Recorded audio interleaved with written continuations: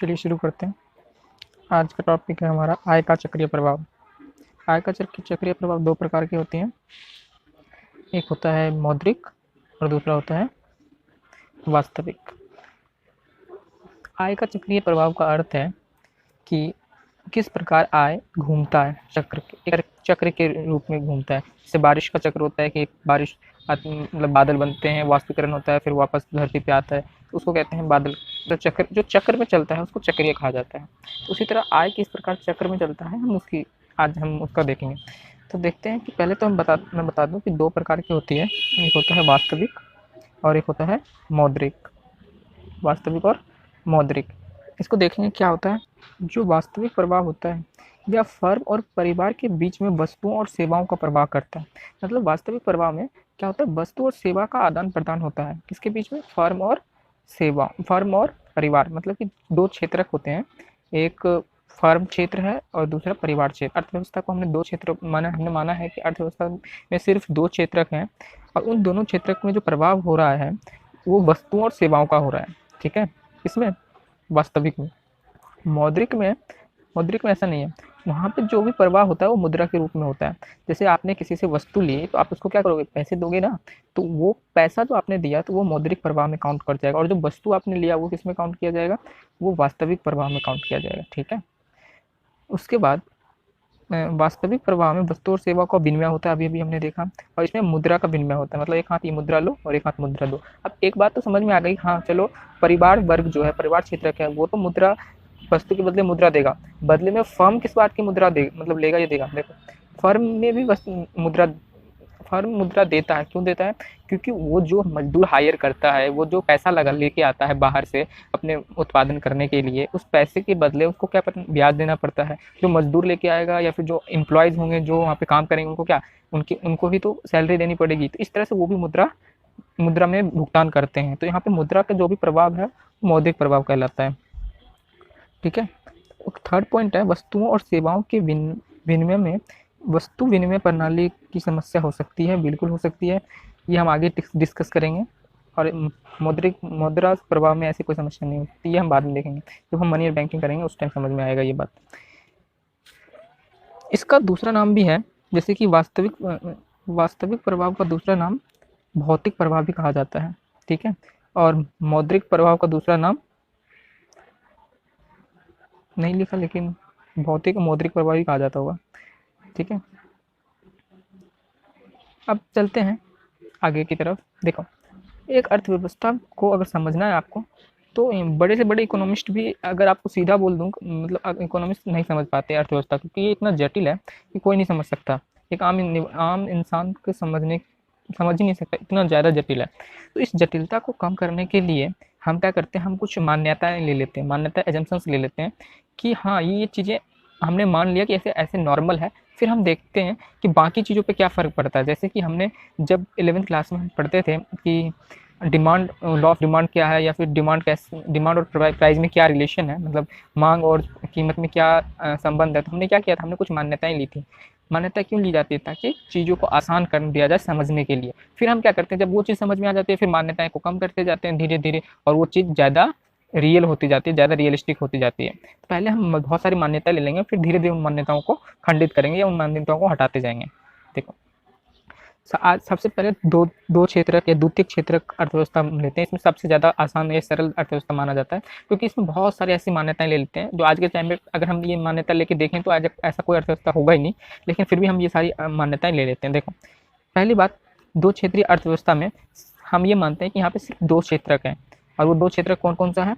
वो दो क्षेत्रक है, एक परिवार और दूसरा फर्म। मतलब कि यहाँ पे एक परिवार और एक फर्म है, इसके अलावा और कोई है नहीं। जैसे कि गवर्नमेंट का कोई रोल नहीं है यहाँ पर, सरकार कुछ नहीं करती इस अर्थव्यवस्था में, या फिर कोई विदेशी इंपोर्ट एक्सपोर्ट मतलब निर्यात आयात ऐसा कुछ नहीं होता है।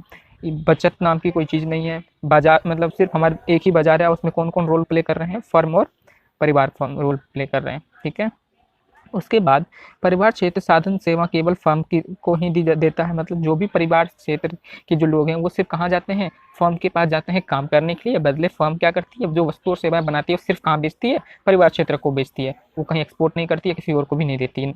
ठीक है, वो सिर्फ परिवार क्षेत्र को देती है, बदले में परिवार क्षेत्र सिर्फ कहाँ काम करते हैं, फर्म में काम करते हैं, वो और कहीं काम नहीं करने जाते हैं। ठीक है, उसके बाद जितनी भी जो भी बचत, जो परिवार क्षेत्र है वो कोई बचत नहीं करता, मतलब ना ही परिवार ना ही फर्म, कोई भी दोनों में से कोई बचत, एक भी रुपये बचत नहीं करते, वो सब के सब क्या करते हैं, खर्च कर देते हैं। और जितनी भी आय होती है वो आय को भी दोनों क्या करते हैं, खर्च कर देते हैं। ठीक है, वो सारे एजम्पन्स हमने ले लिया। अब देखिए, जब हमने एजम्पन्स ले लिया कि सिर्फ परिवार क्षेत्र है और सिर्फ फर्म है जिसको उत्पादक क्षेत्र कहा जाता है, सिर्फ दो ही चीज़ें हैं, और यहाँ पे अगर हमें वास्तविक प्रभाव करना है, वास्तविक प्रभाव हमने पढ़ा क्या होता है, वास्तविक प्रभाव में क्या होता है, वस्तुओं और सेवाओं का विनिमय होता है, किसके बदले, जो भी साधन सेवाएं हैं उसके बदले। तो यानी कि जो उत्पादक क्षेत्र है वो आपको वस्तु और सेवा बना के देता है, पर वो कैसे बनाएगा, बदले में आप उसको क्या देते हो, साधन सेवाएं देते हो। साधन सेवाओं मतलब आप उसको भूमि देते हो, पूंजी देते हो, श्रम देते हो, उद्यम देते हो, आप मतलब परिवार क्षेत्र देता है, और उसके बदले ये क्या करती है, फर्म क्षेत्रक इसको वस्तु और सेवा बना के देती है। इसको बोला गया है वास्तविक प्रवाह। ठीक है, अब इसके बाद है आपका मॉनेटरी फ्लो, यानी कि मौद्रिक प्रवाह। मौद्रिक प्रवाह जैसे हमने अभी देखा था कि क्या होता है, ये मुद्रा का विनिमय होता है। मुद्रा का विनिमय कैसे होता है, अभी हमने देखा कि जिस तरह से परिवार वर्ग क्या लेता है, वस्तु और सेवाएं लेता है, तो वस्तु और सेवा फ्री में तो लेगा नहीं, उसके लिए उसको भुगतान करना पड़ेगा। तो भुगतान करेगा तो वो किस में करेगा, पैसों में करेगा। जो भुगतान की जो पैसों से रिलेटेड जो भी प्रवाह है उसका मौद्रिक प्रवाह कहा गया। तो ये जो भुगतान करता है कि वस्तु और सेवाओं के बदले किसको, फर्म क्षेत्र को या फिर उत्पादक क्षेत्र को, बदले में, और फिर इसके पास पैसे कहाँ से आएंगे, इसके पास पैसे आते हैं जो यहाँ पे आपने साधन सेवाएं दी थी। साधन सेवाएं कौन कौन सी थी, पूंजी, श्रम, भूमि, उद्यम, ये सब साधन सेवाएं थी। इनके बदले ये भी तो कुछ चुकाएंगे, पैसे देंगे। जैसे कि आप भूमि के बदले आपको किराया दिया जाएगा, और आपने जो पैसे पूंजी दिया था उसके बदले ब्याज दिया जाएगा। जो उद्यम था उसको आपको लाभ मिलेगा, और जो काम करने वाले वर्ग थे उसको मजदूरी या वेतन दिया जाएगा। ठीक है, तो इस तरह से दोनों क्षेत्रक ने क्या किया, पैसों का आदान प्रदान कर लिया। तो इसको बोला गया है मौद्रिक प्रवाह। ठीक है, अब देखते हैं द्वितीयक क्षेत्रक में कैसे काम करता है। अभी हमने देखा था, कुछ एजम्पशंस ली थी हमने, ये सारे एजम्पशन हमने अभी मान्यताएं हमने पढ़ ली अभी ये मान्यताएं सब ने अभी हमने पढ़ा था कि अर्थव्यवस्था बंद है मतलब एक्सपोर्ट इंपोर्ट नहीं हो रहा है। ठीक है, तो हमने ये देख लिया किस प्रकार परिवार वर्ग क्या करता है, परिवार वर्ग भूमि, उद्यम, सेवा, साधन सेवाएं मौजूद उपलब्ध करवाता है किसको, उत्पादक क्षेत्र को। उस बदले में उत्पादक क्षेत्र क्या करती है, उसको अंतिम वस्तु बना के देती है। इस प्रभाव को कौन सा प्रभाव बोला गया है, इसको बोला गया है वास्तविक प्रभाव। क्यों, इसमें वास्तव में जो चीज़ें हो रही है वो देखा गया है। और दूसरी तरफ जैसे इन्होंने क्या किया, साधन सेवाएं दी, उसके बदले इन्होंने पैसे दिए, इनको इनकम दी, और जैसे इन्होंने वस्तुएं ली उसके बदले इन्होंने क्या किया, पैसे दिया। तो इसको बोला गया है मौद्रिक प्रवाह। ठीक है, ये था आपका द्वि क्षेत्रक में। यहाँ पे हमने पहले ही मान लिया कि यहाँ पे सिर्फ दो लोग हैं, दो क्षेत्रक हैं, एक है आपका परिवार क्षेत्रक और दूसरा है आपका उत्पादक क्षेत्रक। ये सबसे आसान था अर्थव्यवस्था को समझने के लिए। आगे हम देखेंगे धीरे धीरे कैसे ये थोड़ा सा मुश्किल होता जाएगा। फिर इसमें एक चीज़ आ जाता है कि यहाँ पे वित्तीय बाजार का कोई रोल नहीं था, मतलब हमने कोई सेविंग्स नहीं की थी, हमने पैसे सारे खर्च कर लिए थे, ऐसे हमने माना था एजम्पशन। हमने जो भी कमाया वो सब के सब खर्च कर लिया, हमने कुछ बचत नहीं की। आगे देखेंगे हमने कुछ बचत किया तो वो कहाँ जाएगा, इस तरह से। देखिए किस प्रकार द्वितीयक क्षेत्रक में ही क्या होता है, ये द्वितीयक क्षेत्र का ही मॉडल है। द्वितीयक क्षेत्र में अब हमने एक और एंट्री करवा दिया बाजार की, पूंजी बाजार की। तो पूंजी बाजार किस प्रकार द्वितीयक क्षेत्रक में रोल प्ले करता है वो देखते हैं। देखो अभी भी वही सब एजम्पशंस हैं कि सरकार कोई हस्तक्षेप नहीं करेगी, अर्थव्यवस्था में सिर्फ दो ही क्षेत्रक हैं, परिवार क्षेत्रक और उत्पादक। लेकिन हमने एक पूंजी बाजार मान लिया, मतलब हम सारे के सारा जो अर्निंग है, जो भी हमारी आय है, वो खर्च नहीं कर रहे, कुछ बचा भी लेते हैं और कुछ खर्च कर लेते हैं। लेकिन बस हमने इतना चेंज किया, सारे एजम्पशंस में से हमने एक एजम्पशन चेंज किया कि हम सारे पैसे खर्च करना जरूरी नहीं है, हम बचा भी सकते हैं। अब आप पैसे जब बचाओगे तो आप क्या करोगे, आप तिजोरी में तो रखोगे नहीं, आप उसको क्या करोगे, या आप कोई बैंक में जाके डिपॉजिट कर दोगे, किसी को उधार दे दोगे, इस तरह से कुछ ना कुछ करोगे। जैसे ही आपने क्या किया, परिवार क्षेत्र में जो भी पैसे बचाए वो क्या किया इन्होंने, किसी भी जगह पे बैंक में, कोई भी फाइनेंशियल वित्तीय बाजार में जाके या पूंजी बाजार में जाके उसको जमा कर दिया। पूंजी बाजार मतलब वो जितने भी बैंक्स हो गए, जो भी आप जहाँ भी आप लोन जिस देते हो, सबके सब पूंजी बाजार का काम माना जाता है, वो सब पूंजी बाजार में होता है। ठीक है, पैसों का लेन देन किस बाजार से होता है, पूंजी बाजार से। तो आपने क्या किया, आप अपनी बचत को कहाँ ले गए, पूंजी बाजार मिलेंगे। बदले में आपको क्या मिलेगा, आपको मिलेगा उसके ऊपर ऋण। आप फ्री में तो दोगे नहीं किसी को, उसके बदले आपको क्या दिया जाएगा, इंटरेस्ट, यानी कि ब्याज के रूप में आपको कुछ पैसे मिलेंगे, तभी तो आप दोगे। या फिर आपके पास आपने ज़्यादा खर्च कर लिए या करना चाहते हो तो आप क्या करोगे, ऋण ले लोगे। ठीक है, तो एक वित्तीय बाजार क्या करेगा, वित्तीय बाजार में आप अपना बचत रख सकते हो या कुछ लोग अपना ऋण ले सकते हैं। ठीक उसी तरह एक फर्म भी अपनी बचत को यहाँ रख सकता है या फिर अपने लिए और उत्पादन के लिए ऋण ले सकता है। तो इतना सही रोल था कि पूंजी बाजार या वित्तीय बाजार का, कि वो ऋण या बचत को रखता है और ऋण देता है। जिसको ज़्यादा हो गया, जिसके पास पैसा, वो वहाँ आके डिपॉजिट कर दो, जिसके पास कम पैसा है वहाँ से ऋण ले जाओ। ठीक है, तो दोनों का काम चल जाता है। ठीक है, इतना सा रोल है। अभी आपका 2 सेक्टर मॉडल कंप्लीट हो गया। अब हम पढ़ेंगे 3 सेक्टर यानी कि तृतीय क्षेत्र के बारे में। ठीक है,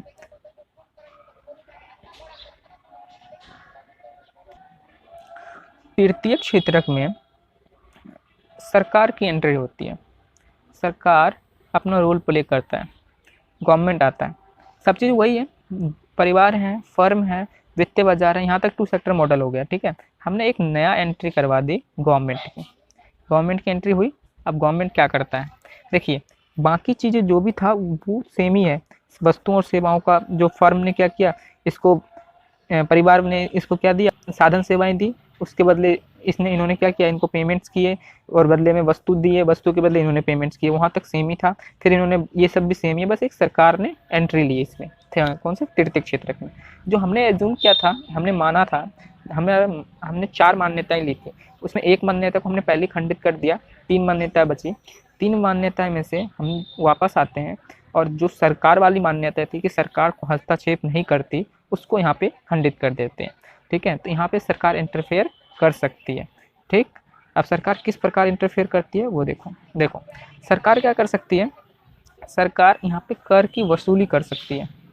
ठीक है, कर की वसूली कर सकती है। सरकार परिवारों को हस्तांतरण भुगतान करती है तथा फर्म के आर्थिक सहायता देती है। देखो सरकार क्या कर सकती है, उन्हीं कर की हेल्प से, उन कर की मदद से, जिसको जरूरतमंद को पैसे दे सकते हैं, अगर लगेगा कि हाँ इसको पैसे चाहिए तो पैसे दे सकते हैं। उसी तरह फर्म की तरफ भी वो कर्ज के रूप में या आर्थिक सहायता के रूप में पैसे दे सकती है। सरकार फर्म को वस्तुओं और सेवाओं के क्रय के लिए भुगतान कर सकती है। यानी कि अब हम जो वस्तु और सेवाओं का जो भी आदान प्रदान हो रहा है वो सिर्फ दो क्षेत्र में नहीं हो रहा, सिर्फ परिवार और फर्म नहीं है, गवर्नमेंट भी है, सरकार भी है। अब वस्तु सेवा कौन ले रहा है, सरकार भी खरीद सकती है और फर्म भी खरीद सकता है। ठीक है, तो ये तीसरा एजम्पशन भी हमारा खंडित हो गया। और फिर क्या है, सरकार वित्तीय बाजार की सहायता से मुद्रा की बचत करती है या उधार लेती है। तो यहाँ पे सरकार किस में आ गई, वित्तीय बाजार में भी आ गई। अब इसको मॉडल से समझते हैं। देखो 2 सेक्टर मॉडल में ही आप क्या करना, एक सरकार लिख लेना और सरकार को देखो, सरकार का रोल देखो क्या किया इन्होंने, परिवार से टैक्स लिया, टैक्स। ठीक है, परिवार से टैक्स लिया और फर्म से टैक्स लिया, दोनों से टैक्स लिया इन्होंने। ठीक, बदले में ये क्या दिया इन्होंने, इन सबको, इन दोनों को, जिससे फर्म को क्या मिला, सब्सिडी मिली, सब्सिडी मिली। और इनको क्या मिला, इनको भी कुछ छूट मिला या कुछ सेवाएं मिली। ठीक है, जैसे कि स्कॉलरशिप्स मिल गए या कुछ भी। परिवार वर्ग ने क्या किया, परिवार वर्ग से सरकार ने टैक्स लिया, टैक्स इससे भी लिया, फर्म से भी टैक्स लिया। बदले में क्या दिया इन्होंने, फर्म को दिया सब्सिडी। ठीक है, और इनको दिया हस्तांतरण भुगतान, मतलब कुछ भी जरूरी सेवाओं के लिए, जैसे गैस पे सब्सिडी दे दिया तो किसके लिए, परिवार वर्ग को दे दिया। और यहाँ पे फर्म को जो कम, मतलब कोई भी वस्तु पर छूट दे दी। ठीक है, तो अब समझते हैं कि फिर, और तीसरा रोल है कि यहाँ पे बचत, जो भी सरकार का बचत है वो कहाँ गया, वित्तीय बाजार में गया या पूंजी बाजार में गया, और बदले में इनको क्या मिल, या फिर अगर ज़रूरत पड़ी तो उधार लिया गया। ठीक है, वही चीज़ था जैसे ये है, सरकार की एंट्री हुई, सरकार ने क्या किया, या टैक्स लिया बदले में सब्सिडी दी, और इधर भी टैक्स लिया बदले में सब्सिडी दी। ठीक है, दूसरी तरफ यहाँ पे क्या किया इन्होंने, साधन भी तो लिए होंगे, साधन मतलब कि जो लोग काम करने हैं वो भी तो लिए होंगे, लोग जो भी लोग गए होंगे काम करने वो यहाँ भी गए होंगे। पहले कहाँ काम करने जा रहे थे, सिर्फ और सिर्फ फर्म में जा रहे थे, तो साधन का भुगतान सिर्फ फर्म कर रही थी। तो अब साधन का भुगतान कौन करेगा, ये भी करेंगे। साधन क्या होती है, साधन हमने पढ़ा था 4 तरीके का होता है। कौन कौन सा, land, labour, capital, entrepreneur, Hindi में है भूमि, श्रम, पूंजी और उद्यम, ये 4 होते हैं। तो इनकी भी तो भुगतान, ये 4 कहाँ से लिया होगा सरकार चलाने के लिए, यहीं से तो लिया होगा, तो उसकी भी तो भुगतान करेंगे। ठीक उसी तरह यहाँ से वस्तु और सेवाएं भी तो ली होगी। अब वस्तु सेवाएं सिर्फ पहले परिवार लेता था, लेकिन अब कौन लेगा, सरकार भी लेगी और बदले में उसकी भी भुगतान करेगी। तो ये था आपका पूरा 3 सेक्टर मॉडल, यानी कि तृतीय क्षेत्रक अर्थव्यवस्था। ठीक है,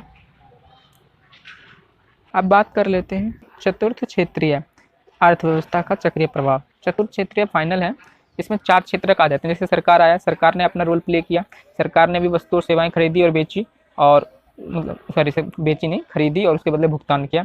अब एक और आ जाता है, अभी तक हमने सारा बंद अर्थव्यवस्था देखा। इन तीनों में हमने क्या देखा था, द्वितीय और तृतीय क्षेत्रक में हमने देखा कि अर्थव्यवस्था बंद है, मतलब कोई भी वस्तु और सेवाओं हमारे अर्थव्यवस्था से बाहर नहीं जा रही है, किसी कंट्री की अर्थव्यवस्था से बाहर नहीं जा रही है। अब हम क्या कर रहे हैं, अब हम आयात और निर्यात को भी शामिल कर लेते हैं। देखिए देखो, हमने एक और आयात निर्यात के लिए हमने एक मान लिया विदेशी क्षेत्रक। ठीक है, अब यहाँ पे जितनी भी मान्यताएं था सबका खंडन हो गया। जो हमने शुरू में 4 मान्यताएं ली थी, वो चारों का हमने खंडन कर दिया। ठीक है, हमने माना था कि हम वस्तु और सेवाओं को बाहर, अपने देश से बाहर नहीं भेज रहे, वो भी खंडित हो रहा है यहाँ पर। अब देखो यहाँ पे हमने क्या किया, ये परिवार क्षेत्रक था और ये फर्म था और ये सरकार था, यहाँ तक 3 मॉडल था। चौथा हम आ गया विदेशी क्षेत्र। ठीक है, विदेशी क्षेत्र आने की वजह से हमने क्या किया, ये जो फर्म वस्तु और सेवा बनाएगी वो कहाँ कहाँ, पहले सबसे पहले द्वितीय क्षेत्रक में यहाँ पे देती थी, सिर्फ परिवार को देती थी। तृतीय क्षेत्रक में किसको दिया इन्होंने, सरकार को भी दिया अपनी वस्तु और सेवाएं। और चौथे क्षेत्रक में अब अपनी वस्तु और सेवाओं का क्या कर रहे हैं, निर्यात भी कर रहे हैं। साथ में जब ये वस्तु और सेवाओं का निर्यात करेंगे तो उसके बदले इनको भुगतान भी तो मिलेगा, तो भुगतान मिलेगा। और उसी तरह से यहाँ पर ये जो साधन, जो परिवार पहले क्या करते थे, जो साधन सेवाएं थी, जो लैंड, लेबर, कैपिटल, इंटरप्रेन्योर था, यानी कि भूमि, श्रम, पूंजी, उद्यम था, वो सिर्फ और सिर्फ फर्म को दिया जाता था। फिर उन्होंने उनको सरकार को भी दिया। अब वो क्या किसको दे रहे हैं, विदेशों में भी बेच रहे हैं। मतलब जो भी हमारे एम्प्लॉयर्स हैं, जो भी हमारे काम करने वाले लोग हैं, या फिर जो भी हमारे पास पैसा है, वो हम कहाँ लगा रहे हैं, विदेशों में भी लगा रहे हैं, या विदेशों में भी काम करने के लिए लोग जा रहे हैं।